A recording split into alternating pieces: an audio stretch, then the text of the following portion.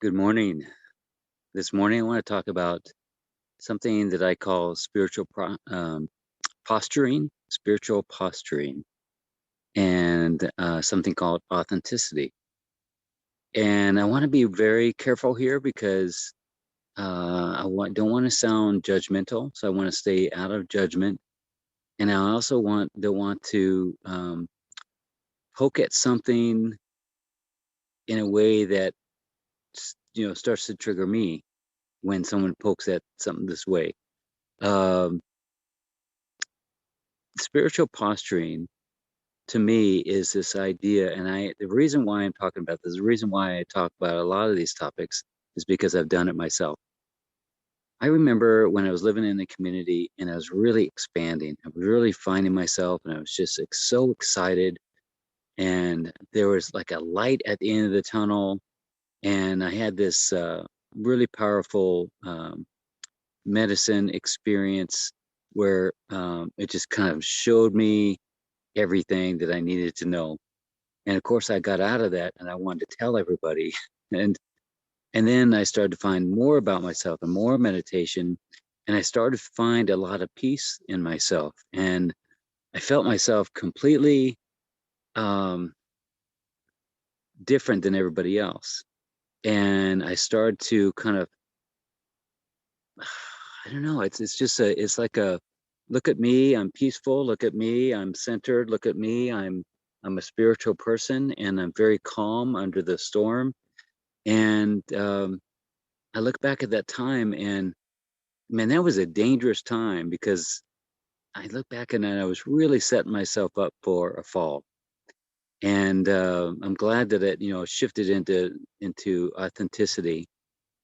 And it's something that I really want to be aware of and stay in authenticity because that posturing can, it's like when you think about someone that's wants to be a spiritual teacher and they start getting validated by other people and they start being lifted up by other people, and then people start asking them questions that further validates them.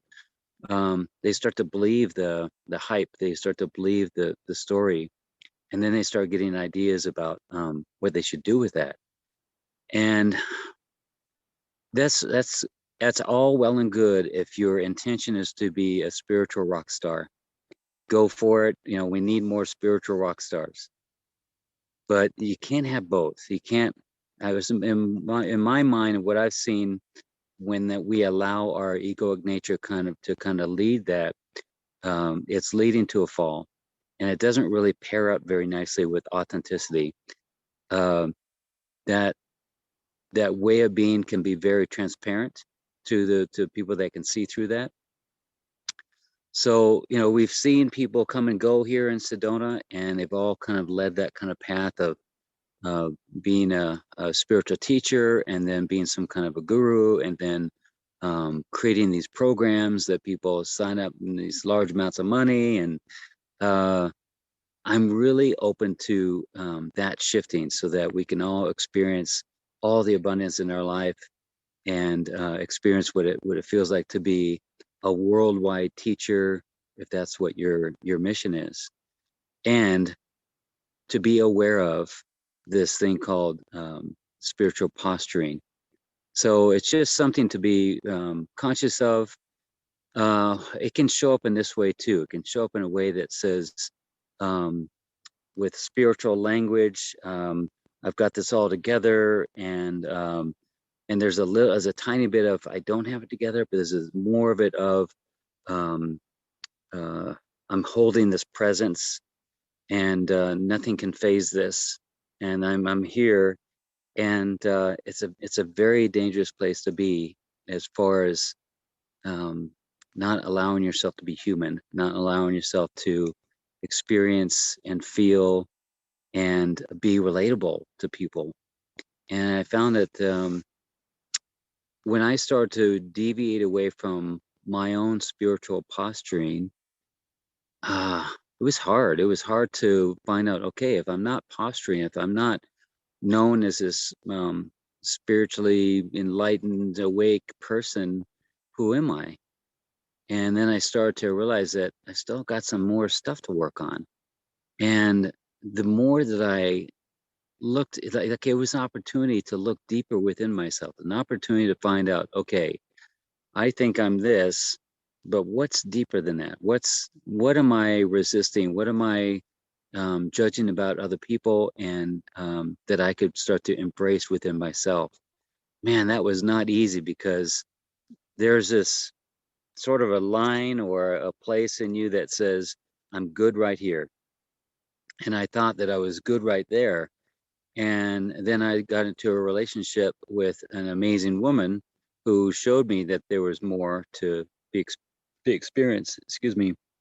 And that really helped me to understand that there's a place that I had no idea that I could go to. And I thought that I would reached a summit, and then I would tell everybody, no, I haven't reached the summit. Yes, I'm always working on myself. And yet I wasn't really. So there's this speak about what I'm doing, and it sounds very spiritual, but I'm not really walking the talk. And forgive me if I'm hitting some buttons here, but I've seen it in myself, and I see it in some other people. And so I can recognize it because I've done it myself. This, you're talking and talking, it sounds beautiful, and you are helping people. And but there's a time, like when the talking is going up, up, up, and the walking is just kind of down here, and it's gotten kind of stagnant, and you haven't really walked the talk. And then, there's a moment where the shit hits the fan. It could just kind of blow up on that. And I was lucky enough to have a very powerful person in my life that helped me do that, and allowed me to prepare for what was coming next. So this this path from spiritual posturing, which is a more of an egoic way of being, and it's actually a inauthentic, untrue way of being, but it does serve a purpose. It's like a waypoint to kind of hold me in that place and kind of give me confidence and allow me to feel a little bit empowered. Yes, I've come to a place, but just remember that that is not the end, and it won't be the end. Let's see, how do I want to say this? Um, no one is going to take you out of that. You've got to dig deeper and look into what else is there. This isn't the inroad, it's just a stepping stone. And just you saying, yes, I know it's a stepping stone, is not enough. It's not enough to say, yes, it's a step. I'm always working on myself and all that stuff. Very spiritual way of speaking. But unless you're actually digging into the things that you judge about other people, and the things that you say that you can't be, there's more work to be done. And the people that are going to be attracted to you are going to be in vibration with you and resonate with you. But there's a whole new set of people that need something deeper, that need some authenticity. And I guess what I'm thinking about is, like, there are people out there that are so clear, and they look at someone like me and they go, that's great, Daniel, but I can see that there's something else. And I want to make sure that I'm looking at myself enough to see that I'm as clear as I can be in the moment, and that I'm not spiritually bypassing some walk that I need to take. So what it all leads to is this authenticity, that it's not about, oh, I'm a bundle of I'm a mess, I'm a mess of emotions, and that's who I am, and that's my authenticity. Well, there's a fine line there too. There could be like that bundle of mess of emotions is actually not you. It's actually you are the awareness of that mess, and the mess is actually kind of hijacked your whole experience, your spiritual experience. So it's another spiritual ego that's come in there and said, "Look at me, I'm this mess." So if we can really go to what is authenticity, what is the authentic self, and the way that I perceive it is that me before my conditioning. It's that me that doesn't have an egoic flavor to it, and it's honest and it's true as much as it can be, and it recognizes that whatever I judge in another person, whatever I say, that's just crazy, I can't be that. that's something that it's an opportunity for me to dive even into that. God, there's a lot of no-see-ums around here right now. I'm getting bit up. So maybe this will be a short one.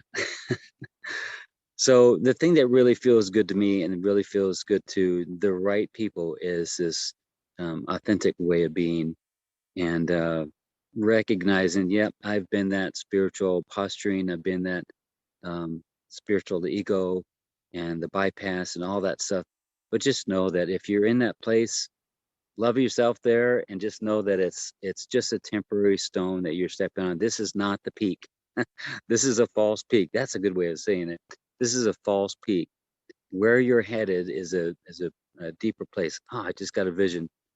So imagine that you're going over this mountain and you can't really see the top, like sort of like Thunder Mountain is here. You walk up that thing and you think you're getting close to the top, and then you take a dip and there's another dive down, and then there's another peak. That's kind of the way that I want to explain it, is that, I thought that I was at this peak and it felt really good, but then there was a down dive, there was a dive into my shadows, into more work before I could climb back up to this higher peak. So it just seems like life just keeps on doing that. I think I'm at this other peak, or this other, what I call it, that diving board. I'm at this diving board. Everything feels great. Look, wow, this feels really good. But you got to jump off that diving board and then climb up to the other diving board. It's kind of a neat way of creation, that the way that it happens. But I guess I just wanted to share this one because I can see it within me. I can see it around me, and maybe I'm just talking to myself here. I'm sure I am. So spiritual posturing, it's this way of looking at myself and projecting myself to the world as this person. And I don't want to say that, we're not here to look at ourselves as amazing beings. That's not what I'm saying. What I'm saying is, look at yourself as an amazing being and a reflection of the divine. But be careful. Be careful of letting your egoic nature get caught up in that, because our egoic nature is insidious. It is crazy. It is so manipulative and creative. Like, it'll use stuff to, you know, hijack your own path. Like, you're going along this path, and all of a sudden you get this lift up and you get validated from these people, and then it takes you off this other direction of look at me. And so it's just a sidetrack, and then you're meant to just come back to it, and eventually it comes back into authenticity. So just be real sensitive about that. It can be very elusive and very subtle, and it will try and convince you that, no, this is my authentic self. This is who I am. I'm a powerful being, and I'm a spiritual person. Even that can be this a spiritual posturing. So I know this is a sensitive topic, but I kind of wish that somebody would have taken me aside and said, Daniel, can I talk to you? Can we go sit on a rock somewhere and have a conversation? You're awesome. You're great. And you have such great potential. You're in something right now. And just don't get the idea that this is your peak. Don't get the idea that this is the way it's going to go. That this is you. This is a stepping stone. You're meant to be even more open, vulnerable, authentic, true than you ever imagined. There's more depth there. So keep doing what you're doing. Keep experiencing what you're experiencing. But just know that if you could imagine another version of yourself, looking back at yourself and looking at you, going, "Cool, brother. Cool, sister. I like what you're doing there. Yeah, but when you're ready, I'll be over here." And that's kind of how I feel. Like, I look back at myself, I could have a little conversation with myself, and I would come back to myself and go, wow, you're doing great. You're so much better than you were before. And there's a lot more. Chara says, I think your point is poignant and transcends more than just a spiritual posturing.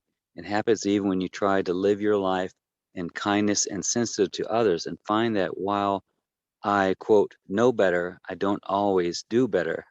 I act with reaction rather than reflection and response, and I find I'm doubly culpable at those times because I know better and don't act accordingly.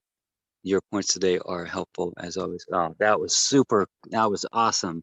That was a great response there. I like what she's saying there. So it's more than just spiritual posturing. It happens even when you try and live your life in kindness and sensitive to others, and find that while I know better, I don't always do better. Yep, that's it. And it's just when I think about it. Thank you so much for that information, that response. It's just an opportunity to just pull back and come back to, it's like someone when an indigenous person leaves the tribe to go find the world, to go see the world, and he or she has his experience out there and thinks that he or she has made it, and then gets humbled by something, and then comes back to the tribe, and they go, "Come on over here. This is where you belong."